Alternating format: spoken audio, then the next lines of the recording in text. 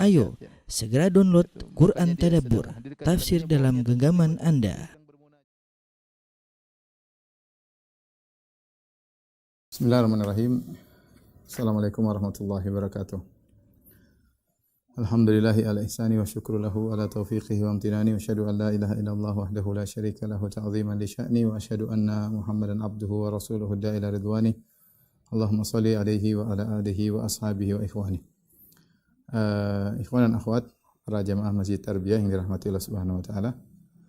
Kita melanjutkan bahasan kita tentang Sirah Nabawiyah dan kita masih dalam perang Khaybar. Pada pertemuan lalu telah kita mulai pembahasan yang pertama dan telah kita jelaskan bahwasanya Khaybar terdiri atas dua bagian ya.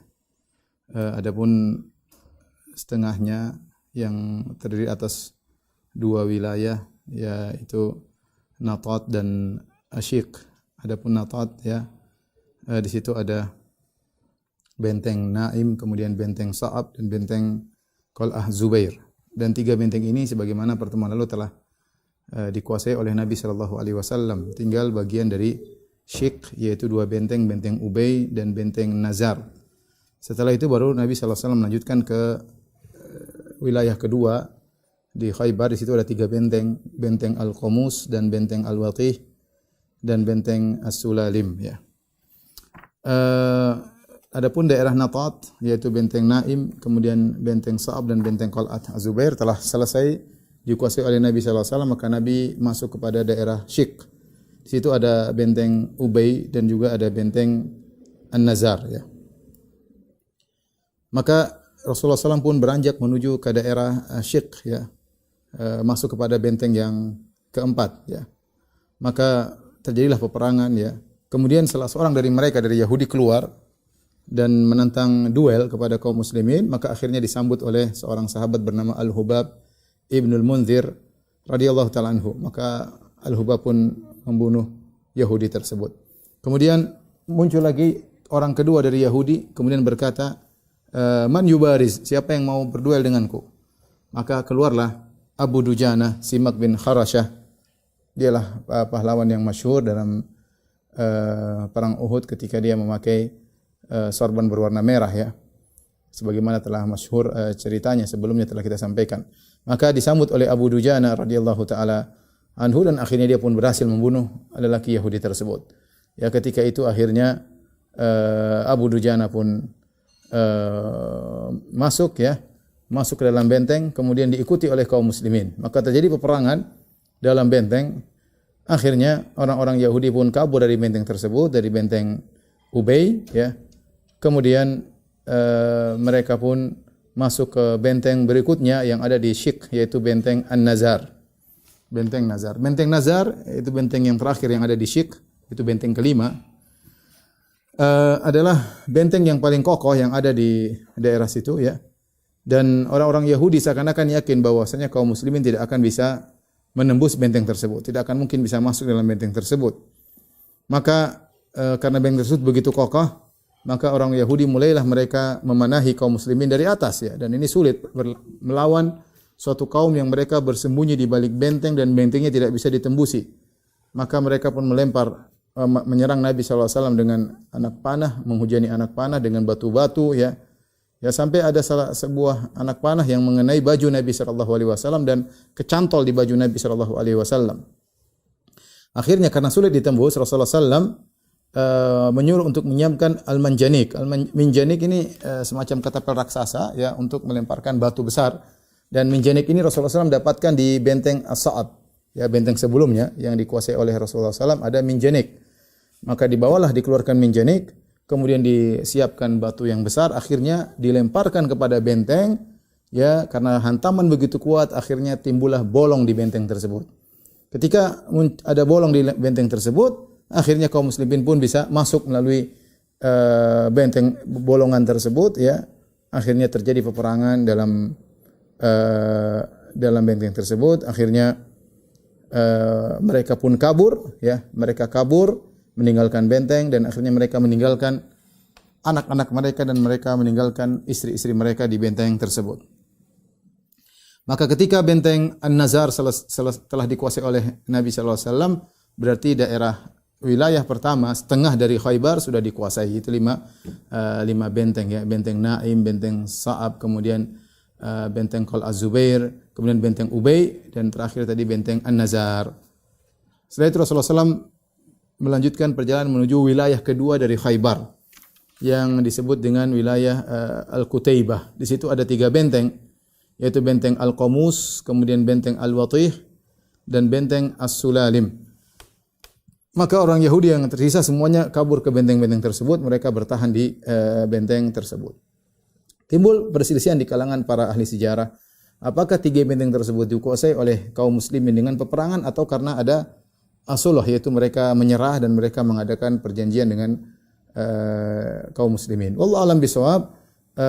Adapun Ibnu Ishaq, ya sahibus sirah, ya, penulis sirah terkenal, beliau mengatakan telah terjadi peperangan di benteng Al-Qamus, benteng pertama. Ya, adapun benteng kedua dan ketiga, maka terjadi mereka menyerah. Ya, ataupun benteng pertama dari 3 benteng tersebut, Al-Qamus, kemudian Al-Watih dan Sulalim, maka terjadi sempat peperangan di benteng Al-Qamus.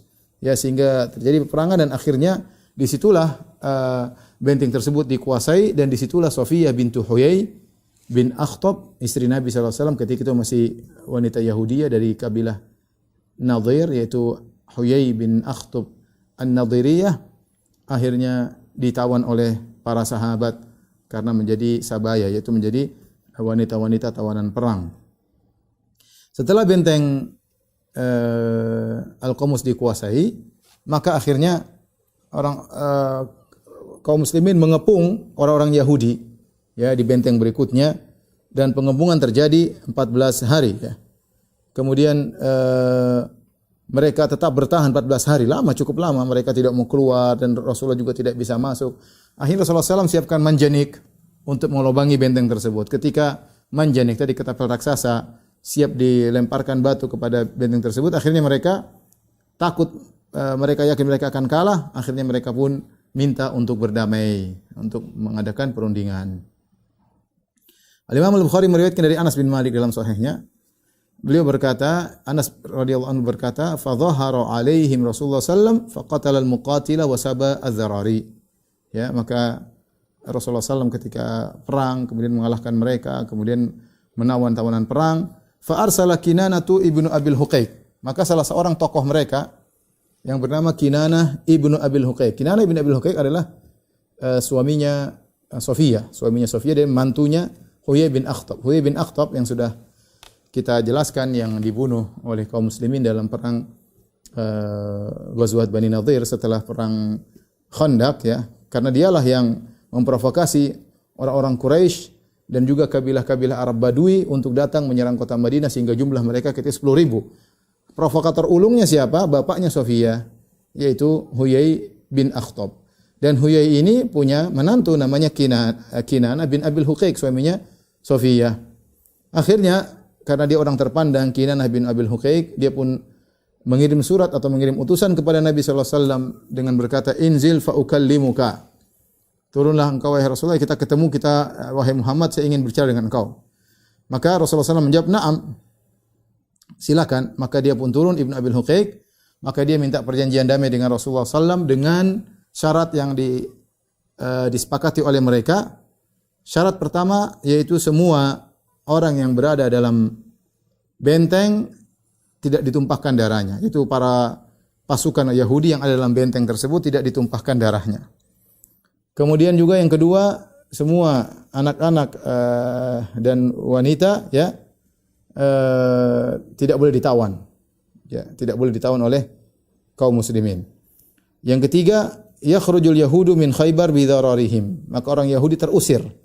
Rasulullah masih mengalah, silakan kalian pergi dari Khaybar, cari tempat yang lain. Mereka diusir, silakan pergi bersama anak-anak dan istri mereka. Kemudian syarat yang keempat, mereka melepaskan seluruh harta mereka. Semuanya, emas, perak, kemudian al-qura, yaitu kuda yang mereka miliki, wal halqah, alat perang, semuanya tidak boleh yang dibawa, semua ditinggalkan. Wa alal bazzi, dan semua baju yang mereka miliki tidak boleh dibawa, kecuali baju yang sedang mereka pakai. Itu saja. Silakan pergi, tidak dibunuh, tapi pergi dengan kehinaan, pergi meninggalkan Khaybar. Tapi syaratnya tadi, kalian boleh selamat. Istri anak kalian tidak akan diganggu. Tapi kalian harus meninggalkan seluruh harta kalian, tidak ada yang boleh dibawa. Kuda, kemudian semua harta, ya, emas, perak, binatang ternak, semuanya tinggalkan. Senjata-senjata peperangan, perisai, semuanya, ya. Bahkan baju semua tinggal, kecuali baju yang kalian pakai. Setelah itu kalian keluar dari kota Khaybar, ya. Syarat yang kelima yang penting yaitu tidak boleh menyembunyikan suatu pun. Ada harta tidak boleh disembunyikan. Ada harta tidak boleh disembunyikan. Kemudian Rasulullah SAW berkata kepada mereka, "Wa bari'at minkum zimmatullah wa zimmatu rasulih in katamtumuni syai'an." Dan ingat perjanjian Nabi, tanggungan Nabi dan tanggungan Allah dan tanggungan Nabi lepas dari kalian. Jaminan Allah dan jaminan Nabi lepas dari kalian jika kalian ternyata menyembunyikan sesuatu. Rasulullah SAW sudah ingatkan, jangan kalian sembunyikan apapun. Ternyata nanti mereka berkhianat, ternyata ada yang mereka sembunyikan. Akhirnya mereka pun setuju dan mereka pun berdamai dengan Nabi SAW. Kemudian benteng-benteng semua diserahkan kepada kaum muslimin. Mereka harus pergi meninggalkan Khaybar. Ketika Rasulullah SAW ingin mengusir mereka dari Khaybar, ya, kemudian mereka minta permohonan kepada Rasulullah. Ya Rasulullah, sudahlah kami tidak usah pergi dari Khaybar. Ini Khaybar luas, banyak sekali kebun-kebun kormanya. Ya. Biarkan kami kerja, kami nggak usah pergi Khaybar, kami yang kerja. Dan setengah hasilnya kami berikan kepada anda dan kaum muslimin. Semua buah-buahan, korma, semuanya. Kami yang kerja, setengah hartanya kami berikan kepada kalian, setengah buat kami. Mereka berkata, "Ya Muhammad, da'na nakun fi hadhil ard." Wahai Muhammad, biarkanlah kami di negeri kami ini. Nuslihuha wa nakumu alaih, kami yang ngurus, kami yang ngurusin negeri kami. Fanahnu a'lamu biha minkum wa a'maru laha. Dan karena kami lebih pandai mengurusi tanah kami dan kami lebih bisa memakmurkan tanah kami. Dan ketika itu benar, Rasulullah SAW tidak memiliki budak-budak yang untuk mengurusi Khaybar yang begitu luas. Para sahabat juga mungkin tinggal di situ. Mereka harus pulang ke kota Madinah, menjaga kota Madinah. Masih banyak urusan panjang, ya. Dan akhirnya Rasulullah SAW setuju. Oke, tidak apa-apa. Mereka kerja, setengah hasilnya diberikan kepada kaum muslimin, ya.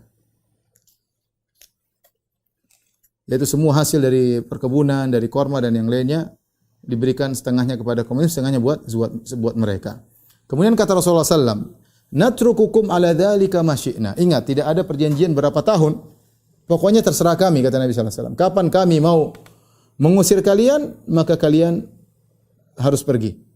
Ya, kalau kapan kami mengusir kalian, maka kalian harus pergi. Ini terserah kami, ya. Akhirnya mereka pun tinggal di Khaybar. Nanti akhirnya mereka diusir di zaman Umar bin Khattab radhiyallahu taala anhu karena permasalahan yang mereka lakukan. Disitulah kemudian Rasulullah SAW menawan Safiyah bintu Huyai bin Akhtab yang nanti akan menjadi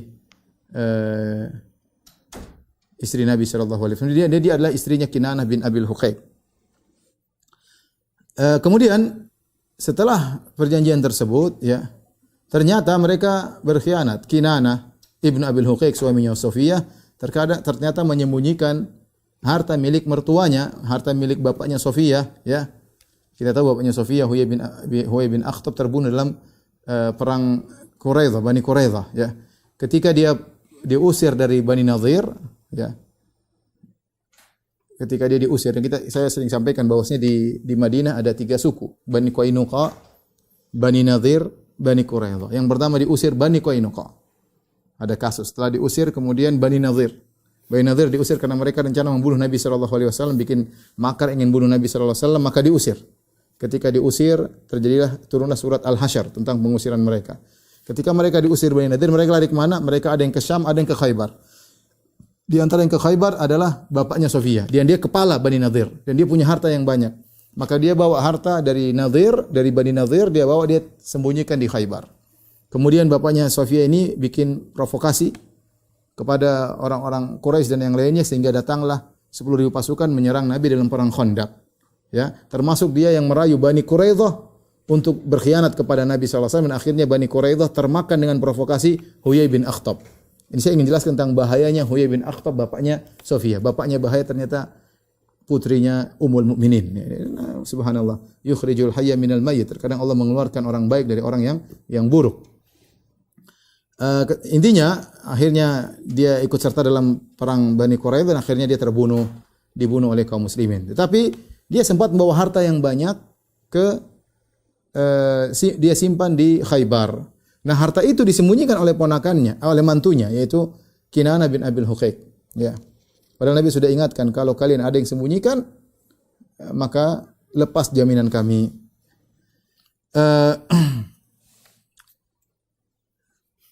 Ibnu Hibban meriwayatkan dan juga Abi Dawud meriwayatkan dengan sanad yang sahih dari Ibnu Umar radhiyallahu anhu, beliau berkata, "Faghayyabu maskan li Huyai bin Akhtab." Maskan itu semacam kulit, tempat terbuat dari kulit ya.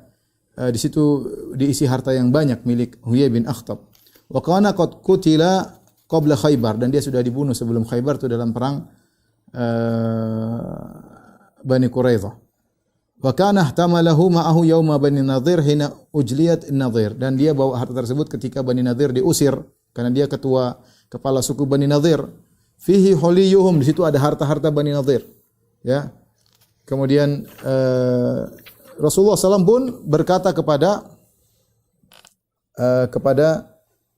pamannya Huyai, li ammi Huyayin, ma fa'ala masku Huyai alladhi ja'a bihi min Nadhir. Nabi bertanya kepada orang Yahudi, mana hartanya Huyai yang dia bawa kabur dari Bani Nadhir ke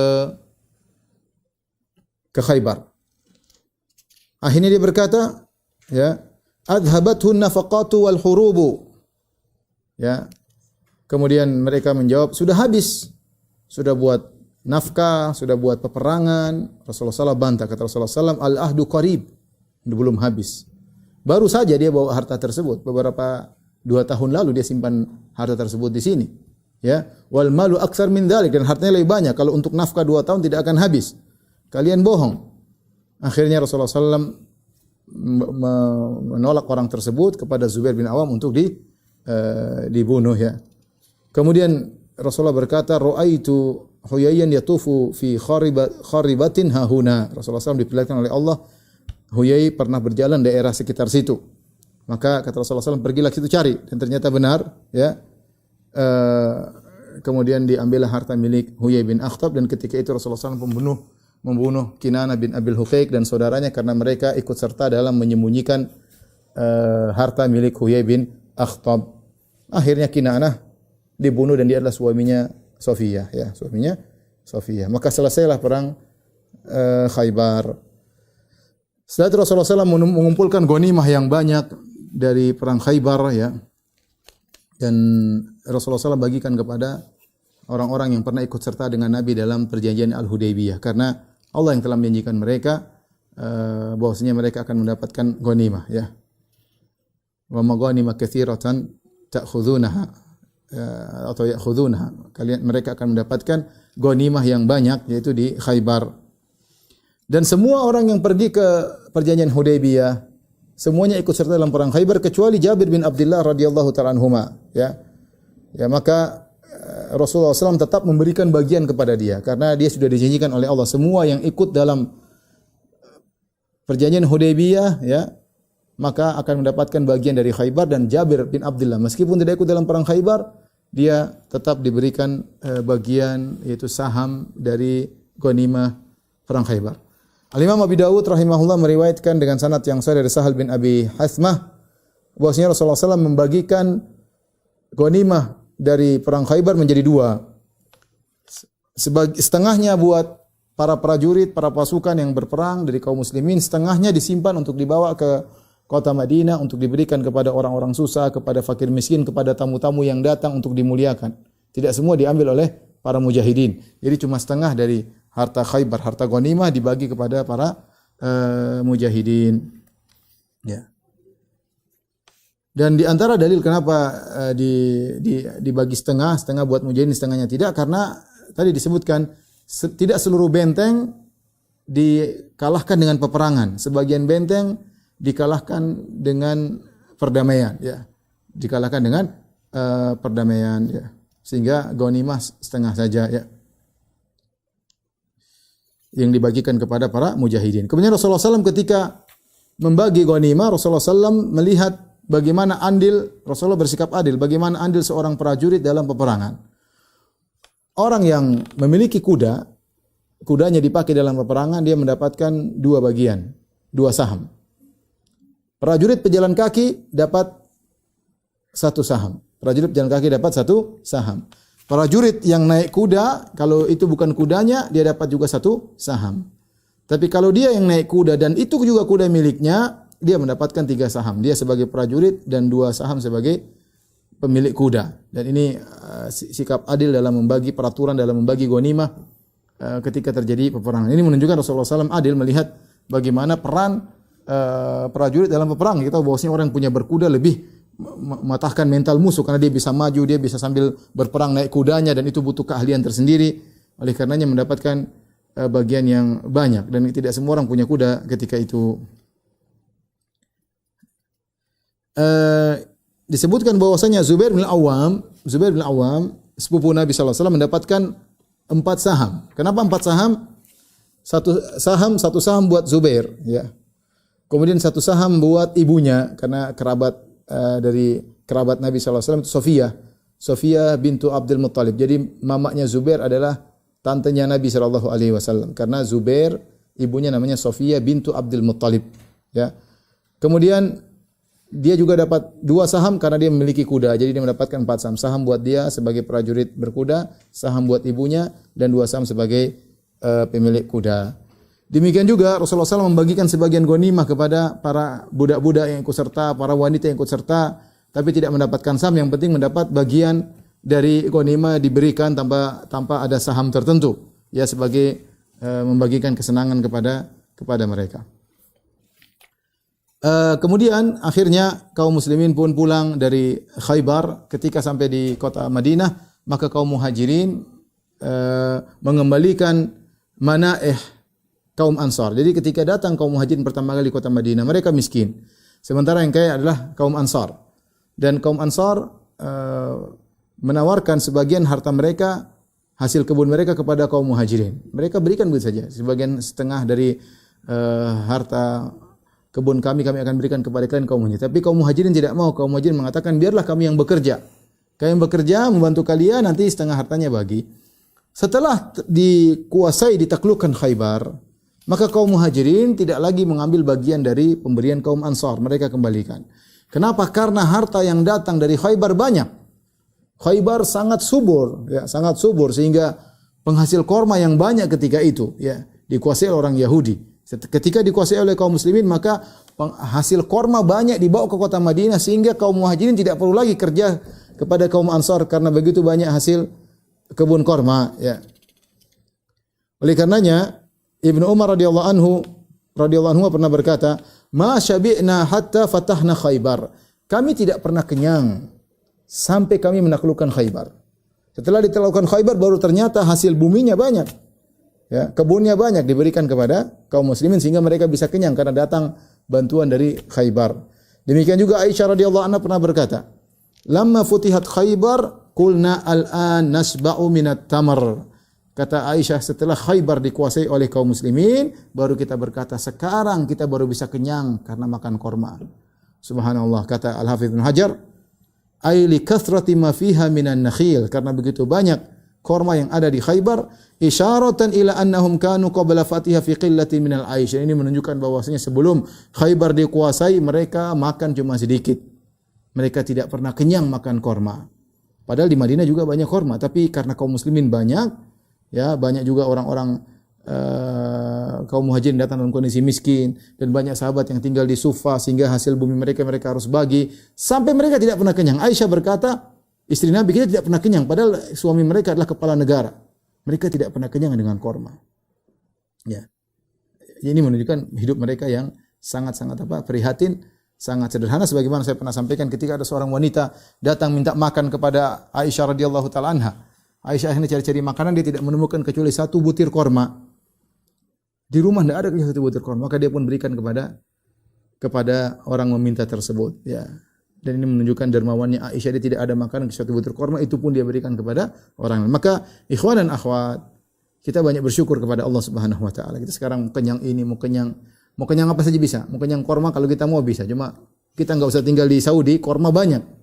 Mau kenyang korma bisa, cuma kita enggak begitu suka korma. Korma paling buka puasa kita makan, ya. Mau kenyang nasi bisa, mau kenyang ikan bisa, mau kenyang daging bisa, mau kenyang apa saja bisa. Para sahabat dahulu mereka lebih suka makan gandum daripada korma. Mereka lebih suka makan gandum. Roti itu makanan spesial daripada korma. Korma saja yang mereka lebih suka gandum daripada korma. Korma pun mereka tidak kenyang. Bayangkan dari tahun pertama Hijriah sampai 7 Hijriah mereka tidak pernah kenyang korma. Bukan kelas-kelas bawahan yang tidak pernah kenyang korma. Istri-istri Rasulullah SAW tidak pernah kenyang korma. Anaknya Umar bin Khattab tidak pernah kenyang korma.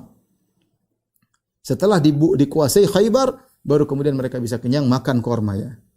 Jadi maksud saya kita banyak bersyukur kepada Allah Subhanahu Wa Taala, limpah nikmat yang Allah berikan kepada kita ya. Alhamdulillah, maka kita banyak pandai-pandai bersyukur, jangan lupa dengan nikmat Allah Subhanahu. Kita sebut-sebut alhamdulillah kita masih bisa kenyang, kita masih bisa makan, masih banyak kenikmatan. Wa amma bi ni'mati rabbika fahadits, adapun nikmat Rabbmu ingat-ingatlah, sebut-sebutlah, karena kadang kita lupa bahwasanya yang kita rasakan sekarang kehidupan ini adalah kenikmatan dari Allah Subhanahu wa taala yang Allah akan minta pertanggungjawabannya pada hari akhirat kelak. Taib, di dalam perang Khaybar ada seorang Arab Badui yang dia mati syahid ya. Ya, dan kisahnya menakjubkan yang menunjukkan tentang pentingnya niat ya. Diriwayatkan oleh Hakim dan Nasa'i dengan sanad yang sahih dari Syaddad bin Al-Had. Ana rajul min al-Arab, ada seorang Arab Badui, dia beriman kepada Rasulullah sallallahu alaihi wasallam. Kemudian dia berkata, "Uhajiru ma'aka ya Rasulullah." Aku berhijrah bersamamu.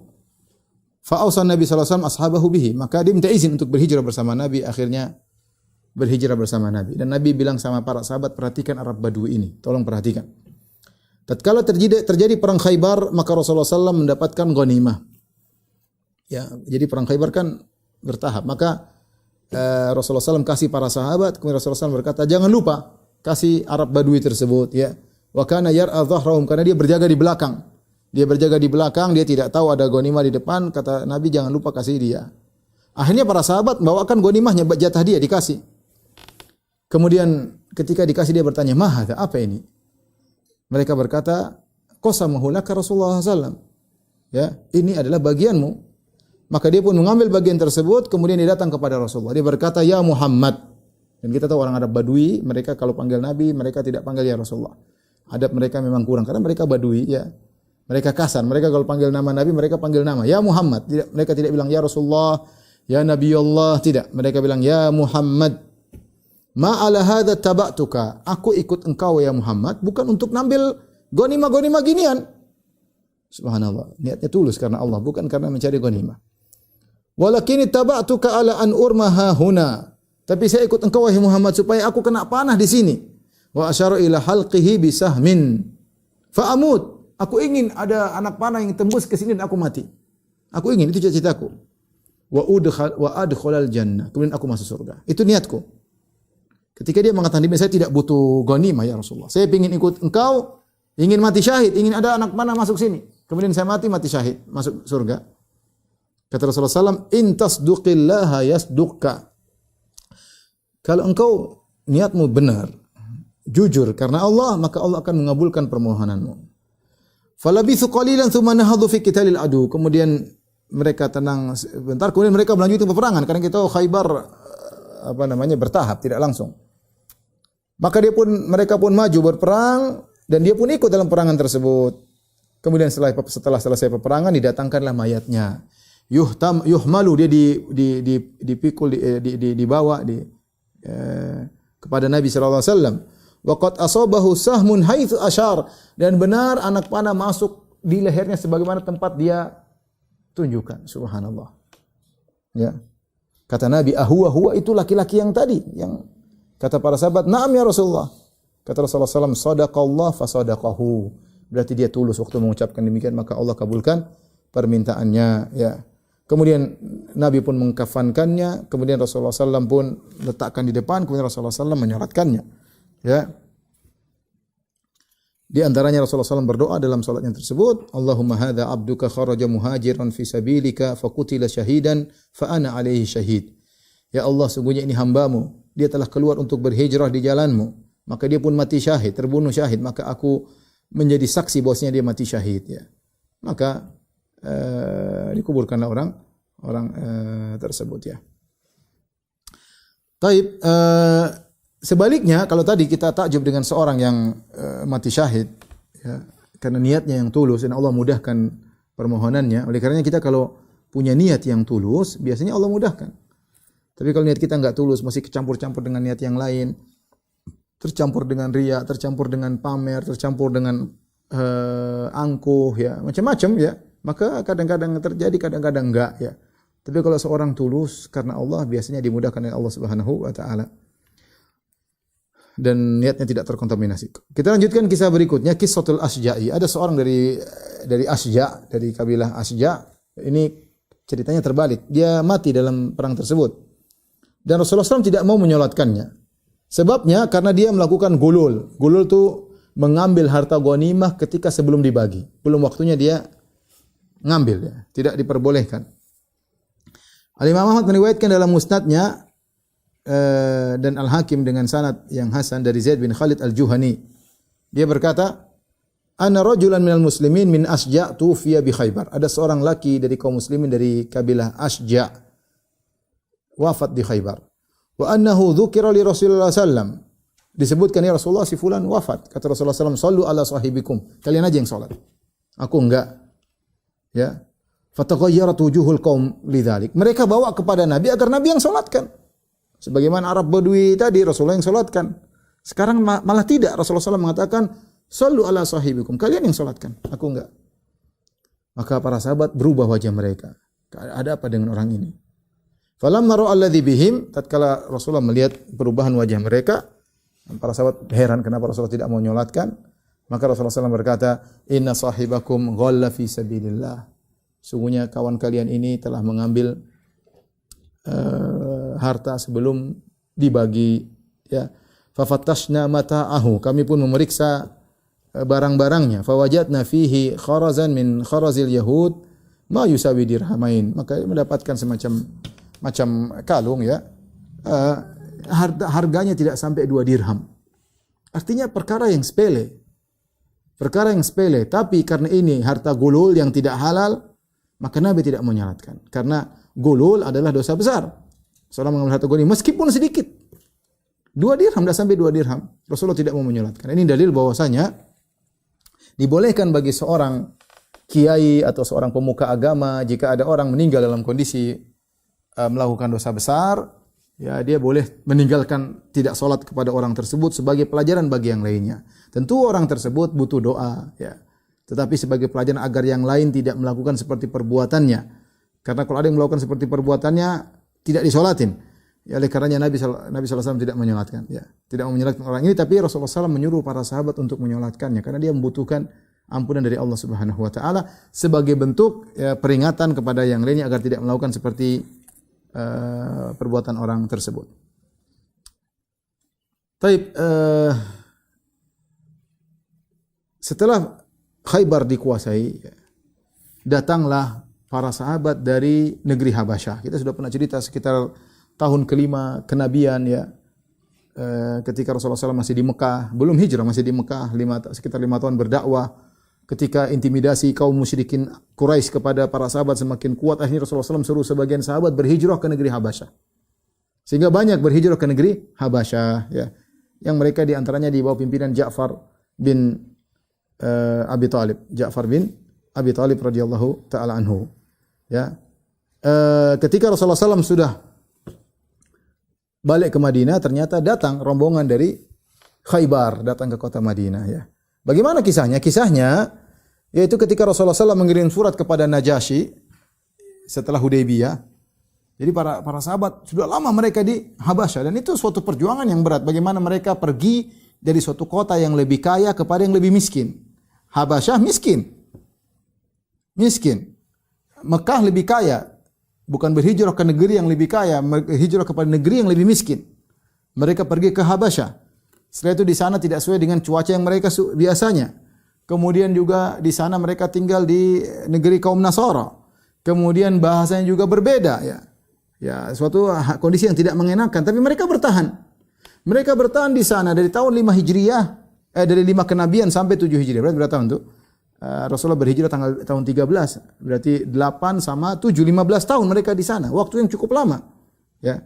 Dan ketika Nabi SAW mengirim surat kepada Najasyi melalui Amr bin Umayyah ad-Dhamri, maka Nabi mengirim surat kepada Najasyi, wahai Najasyi, suruh sahabat-sahabatku untuk pulang ke kota Madinah, ya, dan siapkan perahu buat mereka. Dan Najasyi baik, maka Najasyi siapkan 2 kapal besar, ya, untuk mereka naiki agar mereka bisa pulang ke kota Madinah, ya. Akhirnya mereka sampai ke kota Madinah. Ketika Nabi sampai kota Madinah bertemu dengan Ja'far bin Abi Talib radhiyallahu anhu, maka Nabi pun berkata, "Ma adri bi ayyihima ana asarru bi fathi Khaybar am bi qudumi Ja'far." Aku tidak tahu mana yang buat aku lebih gembira. Apakah karena aku menaklukkan kota Khaybar atau datangnya Ja'far? Ya, artinya Rasulullah sangat mencintai Ja'far, kalau sepupunya, saudaranya Ali bin Abi Talib radhiyallahu taala anhu. Bersamaan dengan datangnya Ja'far bin Abi Talib dengan sahabat-sahabat dari Habasyah, demikian juga datang kaum Asy'ariyin. Kaum Asy'ariyin adalah dari negeri Yaman, ya. Mereka berjumlah 50 sekian orang, ya.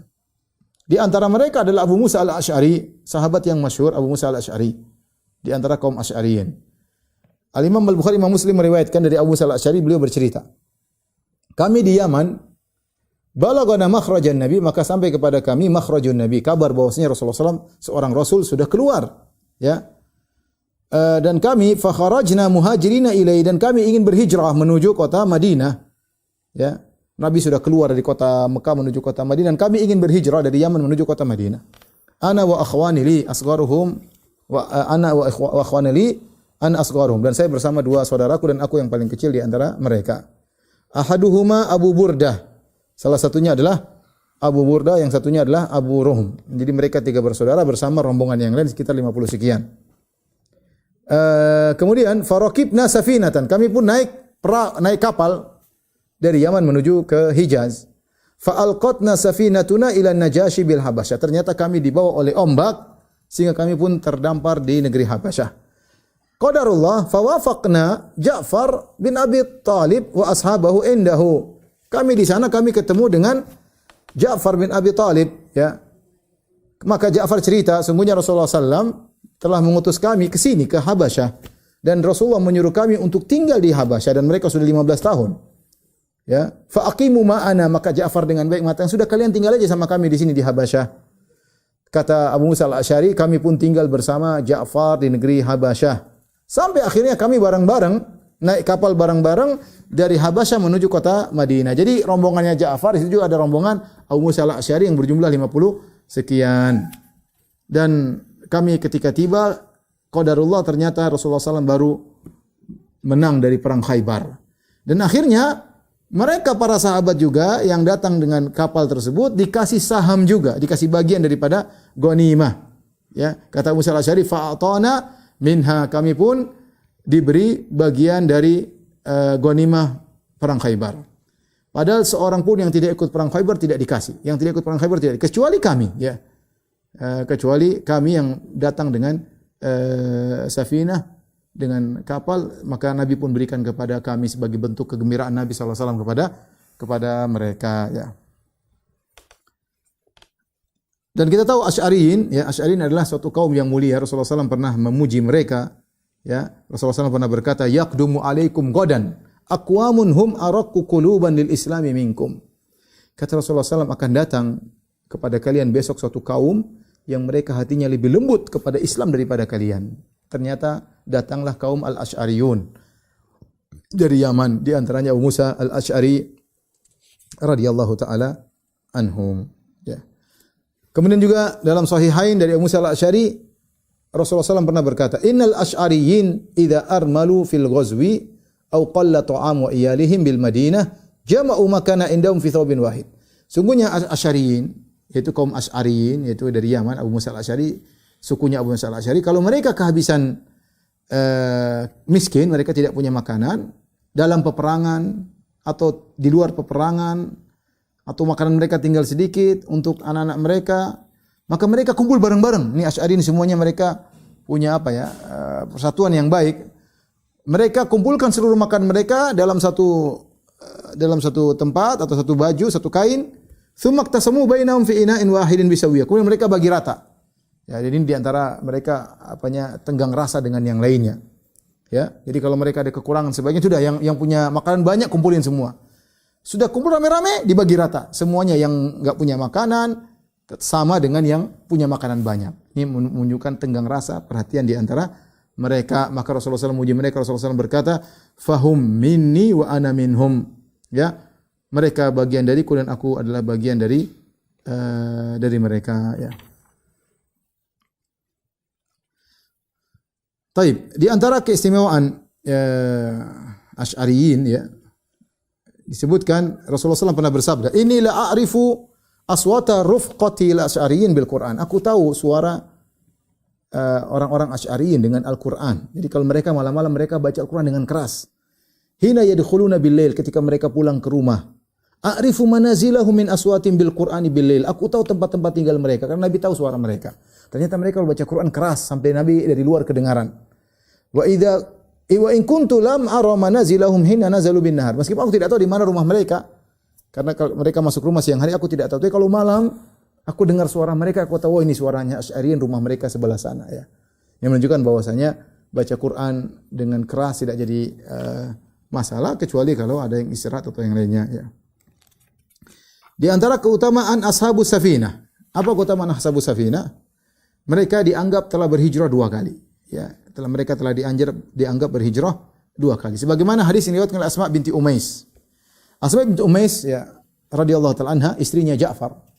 Asma binti Umais ini wanita yang luar biasa. Dia istrinya Ja'far bin Abi Thalib. Kemudian Ja'far bin Abi Thalib meninggal dalam perang Mu'tah pada tahun 8 Hijriah. Maka Asma binti Umais menikah dengan Abu Bakar As-Siddiq radhiyallahu taala anhu. Kalau tidak salah dia yang memandikan Abu Bakar As-Siddiq. Abu Bakar As-Siddiq meninggal dunia, kemudian dia dinikahi oleh Ali bin Abi Thalib. Luar biasa. Asma bint Umais ini pernah menikah dengan 3 orang yang hebat semua. Ja'far bin Abi Thalib, kemudian Abu Bakar As-Siddiq, kemudian Ali bin Abi Thalib radhiyallahu taala anhu, ya. Ali bin Abi Thalib radhiyallahu taala anhu, ya. Taib. Ketika itu dia masih istrinya Ja'far bin Abi Thalib ketika baru datang dari Khaybar. Maka suatu hari Asma binti Umais datang menjenguk Hafsah, ziarah di rumahnya Hafsah, istri Nabi sallallahu alaihi wasallam. Ya. Ketika itu Umar, bapaknya Hafsah, masuk ketemu Hafsah dan Asma sedang berada bersama Hafsah. Kemudian Umar bertanya, "Man hadhi? Ini siapa?" Kata Hafsah, "Asma binti Umais." Kata Umar bin Khattab, kata Hafsah, "Ini adalah Asma binti Umais." Kata Umar, "Habasyiyatu hadhihi al-bahriyatu hadhihi." Oh, inilah yang pernah di Habasyah, yang pernah naik kapal menuju ke sini. Kata Asma, "Na'am, iya benar, dia yang pernah di Habasyah." Istrinya Ja'far yang dia pernah naik kapal ke sini. Maka Umar berkata, "Sabaqnakum bil hijrah." Ya, qadarullah kami lebih dahulu berhijrah daripada kalian. "Fa nahnu ahaqqu bi Rasulillah minkum." Kami lebih utama bersama untuk dekat dengan Nabi sallallahu alaihi wasallam. Fa ghadibat. Maka Asma marah. Dia mengatakan, "Kalla wallahi, tidak. Kalian tidak lebih berhak kepada Nabi daripada kami." Kemudian Asma berkata, "Kuntum ma'a Rasulillah yut'imu ja'iakum wa ya'idhu jahilakum." Kalian enak tinggal bersama Nabi sallallahu alaihi wasallam. Karena Nabi kalau punya makanan, Nabi kasih kalian. Kami di Habasyah enggak ada makanan. Hidup sengsara, ya. Kalau ada yang jahil di antara kalian, Nabi nasihati. Kalau kami, siapa yang nasihati di sana? Tidak ada Nabi bersama kami. Terus kalian mengatakan lebih hebat daripada kami? Wa kunna fi ardin al-bu'ada al-bughadha bil Habasyah. Kami di tempat yang jauh, tempat yang kami tidak sukai, ya. Kami tidak sukai. Wa dzalika fillah, itu semua kami lakukan karena Allah. Ya. Demi taat kepada Rasulullah sallallahu alaihi wasallam. Wa imullah la at'amu ta'aman wa la ashrabu syaraban hatta adhkura ma qulta li Rasulillah sallallahu alaihi wasallam. Saya tidak akan makan makanan, kata Asma. Dia marah, benar-benar marah, tersinggung dengan Umar. Saya tidak akan makan makanan, saya tidak akan minum apapun sampai saya laporkan perkataanmu kepada Rasulullah sallallahu alaihi wasallam. Ya. Kemudian dia tambah lagi, ya. Wa nahnu kunna nu'dha wa nakhaf. Kami di sana dalam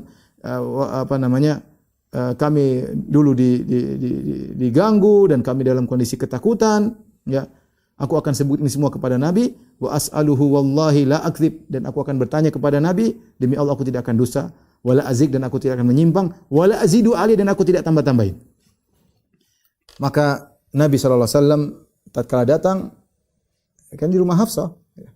Nabi SAW datang, maka Asma berkata, kesempatan. Kata Asma, "Ya Nabi Allah, wahai Rasulullah, inna Umar qala kada wa kada." Umar tadi ngomong begini-begini. Maka Rasulullah berkata, "Fama qulti lahu?" Apa yang kau katakan kepada Umar?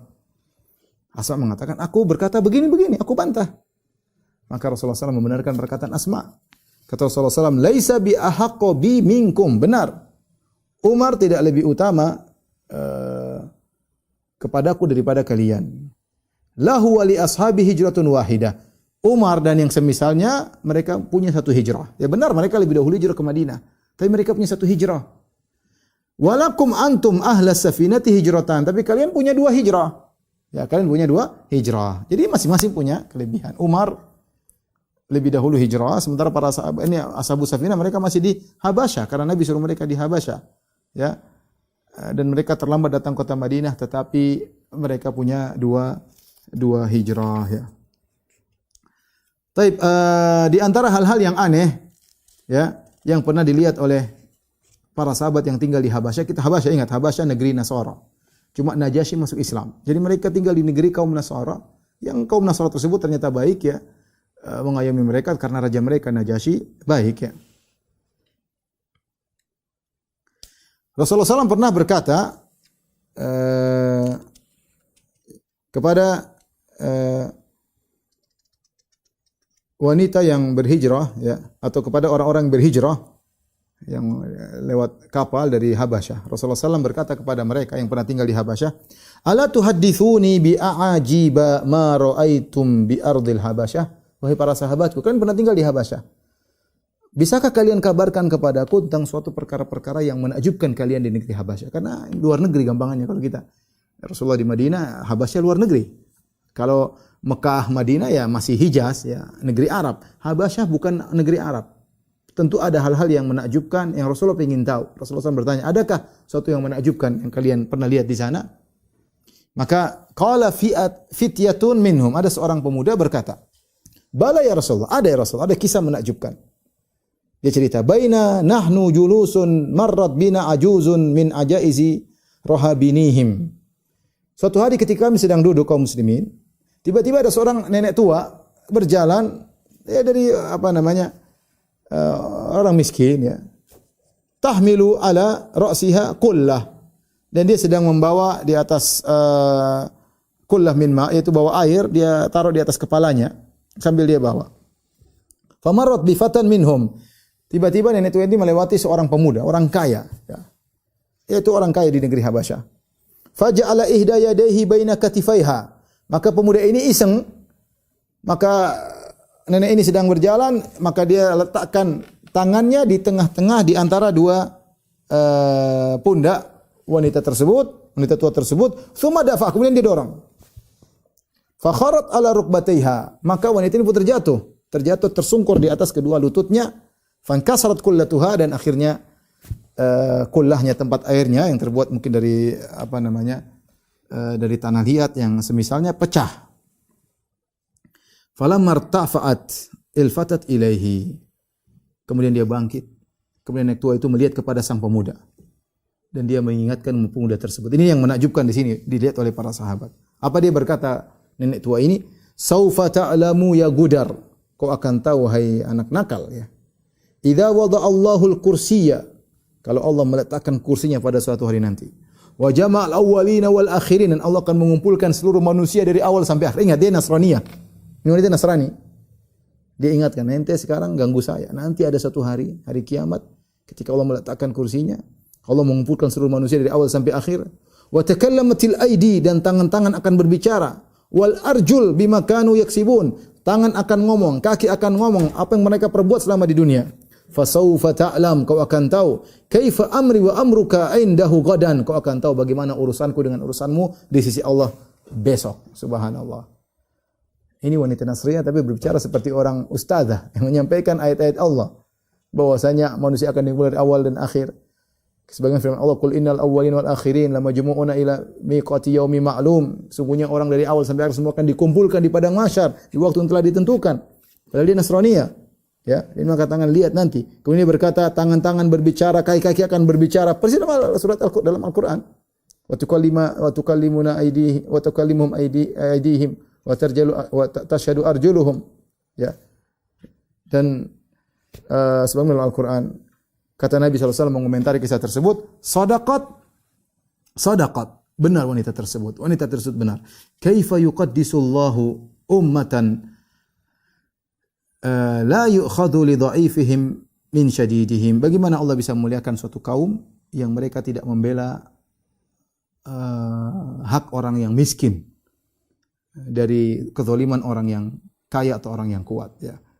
Jadi kalau mau umat dimuliakan oleh Allah Subhanahu wa taala, umat tersebut harus membela keadilan, ya. Apakah yang terzalimi orang kaya ataupun orang miskin, apakah orang kuat atau orang lemah, semuanya harus dibela. Kemudian juga di antara kisah yang menakjubkan, Syaikhan diriwayatkan oleh Imam Bukhari Imam Muslim dari Aisyah radhiyallahu taala anha, dia berkata, "Anna Umma Salamah wa Umma Habibata dzakarata kanisah." Ummu Salamah dan Ummu Habibah pernah bercerita, dua-duanya pernah di Habasyah. Ummu Salamah dengan Abu Salamah, ya, pernah hijrah ke negeri Habasyah, kemudian ke kota Mekah, akhirnya Abu Salamah meninggal. Kemudian Ummu Salamah hijrah ke kota Madinah, akhirnya menikah dengan Nabi. Jadilah Ummul Mukminin. Sama Ummu Habibah, Ramlah bintu Abu Sufyan pernah berhijrah dengan suaminya Ubaidillah bin Jahshin radhiyallahu anhu yang kemudian meninggal di negeri Habasyah. Kemudian dia balik ke Madinah menikah dengan Nabi sallallahu alaihi wasallam menjadi Ummul Mukminin. Ini dua-dua Ummul Mukminin yang pernah tinggal di Habasyah. Mereka ngobrol sama Aisyah, itu sesama madu-madu ngobrol. Ada Ummu Salamah, ada Ummu Habibah, ada Aisyah. Mereka berdua cerita, kanisatan ra'ainaha, mereka bercerita mereka pernah lihat sebuah gereja di Habasyah. Fiha tasawir, di sana banyak patung-patung, gambar-gambar. Fadzakarata dzalika li Nabi sallallahu alaihi wasallam. Maka mereka berdua cerita kepada Rasulullah, kami di Habasyah kami lihat ada gereja, ada patung-patungnya, gambar-gambarnya. Rasulullah SAW mengomentari, Inna ulaika idza kana fihimur rajulus salih famata banau ala qabri masjidan. Sungguhnya mereka itu orang-orang Nasara, kalau ada yang meninggal orang saleh di antara mereka, dibangun masjid di atasnya, dibangun tempat ibadah di atasnya. Wa sawwaru fihi tilka suwar, dan mereka bikin patung-patung tersebut, gambar-gambar tersebut.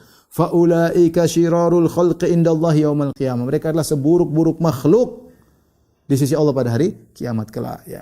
Karena mereka membuat kuburan di atas membuat masjid di atas kuburan orang saleh, dan mereka bikin patung-patung tersebut. Baik, demikian saja ikhwan dan akhwat para jamaah Masjid Tarbiyah yang dirahmati Allah Subhanahu wa taala. Insyaallah kita lanjutkan di kesempatan berikutnya insyaallah taala. Wallahu a'lam bishawab. Demikian saja apa yang saya sampaikan, kurang lebih saya mohon maaf. Wabillahi taufiq wal hidayah. Assalamualaikum warahmatullahi wabarakatuh.